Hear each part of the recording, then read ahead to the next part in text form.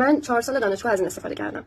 سایت خیلی به درد بخوری مثلا برای بچه‌های معماری و عمران نقشه کشی که نیاز به خطوط، جهت‌های حرکتی خطوط و شیب زمین، توپوگرافی هاش، اونایی که به این چیزا نیاز دارن این نقشه خیلی میتونه کمک کنه و مخصوصا برای بچه‌های معماری چون من این 4 سال خیلی ازش استفاده کردم. خیلی راحت میتونی با توجه به سطح زمینی که داری لندسکیپ تو به دست بیاری و لندسکیپ توش کار بکنی، چون اون شیبی که بهت میده کاملا دقیقه دیگه، تو کاملا میتونی کاراشو انجام بدی و خیلی به درد بخوره. مجانیه، نیاز به چیز خاصی هم نداری، ایمیل میخواد فقط که کاراتو برات انجام بده و در واقع فرمت‌های مختلفی بهت خروجی میده، کد و اسکچاپ و روید و 3D Max. خیلی باحاله، به درد